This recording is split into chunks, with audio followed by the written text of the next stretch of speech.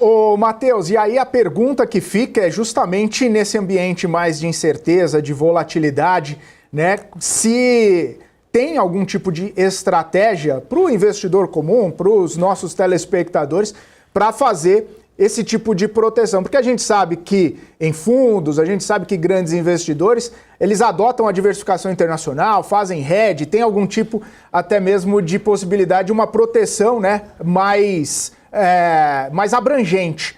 No investidor comum, a gente olha para o mercado, a gente vê, de repente, ações caindo, a gente vê renda fixa subindo e dando oportunidades. Nesse cenário todo, né?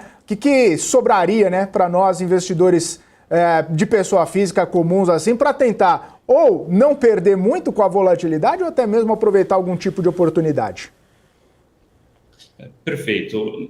Note que ao longo dos primeiros meses do ano a gente teve uma mudança de tese. Eu citei a AI, né, All in on Artificial Intelligence, para BIG. O que é o BIG? Bonds, International and Gold. Né? Então, bonds, renda fixa americana, títulos de crédito privado nos Estados Unidos, International, numa perspectiva americana. Então, internacionalização partindo dos Estados Unidos para outras regiões do mundo. Por isso que a gente falou de rotação regional também, né? China, Europa. Sim. E até outros países que estavam largados, como o Brasil. E gold, né? Ouro, né? Que está acima de $3.000 a onça.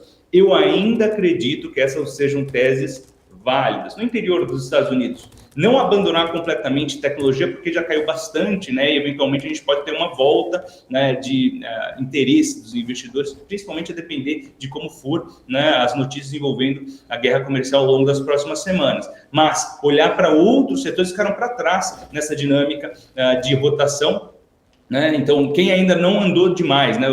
Focar em nomes de qualidade, principalmente, que seriam mais resilientes em um cenário de desaceleração da atividade. E quando a gente olhar para fora, olhar outras regiões, sem dúvida, a Europa, a China, os próprios ativos brasileiros, eu acho que tem espaço para eles continuarem atraindo recursos, atraindo capital. E ouro, né, do ponto de vista de proteção, é muito bem-vindo. Até mesmo porque, vamos supor, né, vamos falar, sendo investidor brasileiro, acredito que haja espaço, portanto, para uma internacionalização maior da carteira ainda, tá? Dentro dessa internacionalização, olhar para outras regiões que não só dos Estados Unidos. Eu citei aqui a Europa, para quem tiver um pouco mais de apetite a risco, um pouco mais arriscado, China também, aquelas 10 incríveis, né, em contraposição às Magnificent Seven dos Estados Unidos, podem ser bons nomes complementares, né, não definitivos, mas complementares às carteiras internacionais.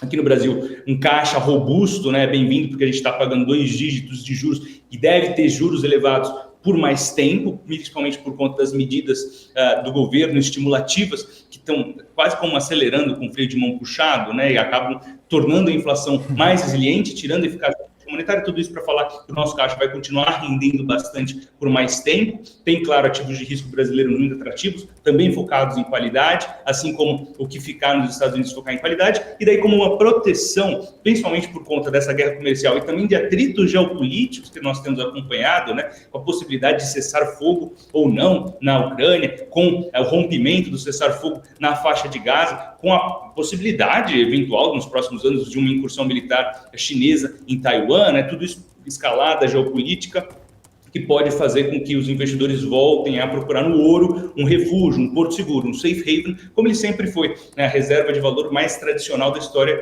da humanidade. Até mesmo porque, note, a gente tem um choque aqui que pode ser muito positivo para o ouro, não só por conta desses ruídos internacionais, comerciais que favorecem metais preciosos, né, como proteção, como também, caso haja um cenário de estagflação, o ouro deveria se beneficiar muito. Olha só, o ouro, né, ele normalmente vai bem em cenários de inflação. Historicamente, ele tem uma performance acima da média em cenários de inflação. Por quê? Porque ele mantém o valor versus moedas fiduciárias, que vão perdendo o seu valor. Então, você tem fuga de capitais.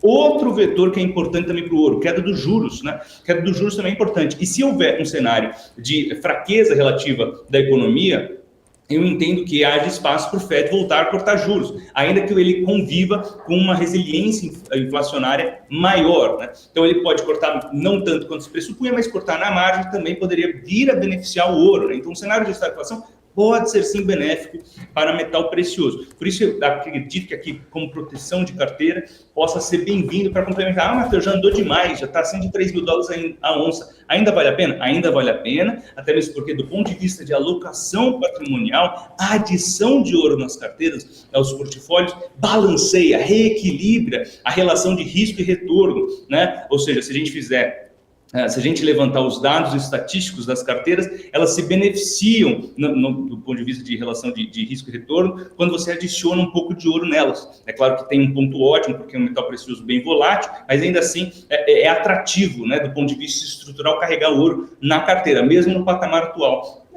Além do mais, pode caminhar para outros patamares ainda mais altos, né? Quem sabe $3.500 a onça, em se confirmando rupturas geopolíticas maiores, um cenário de estagflação. Então a gente vê com carinho, né, essas diferentes versatilidades de atuação do investidor, mesmo num cenário tão complexo internacional como esse que vivemos.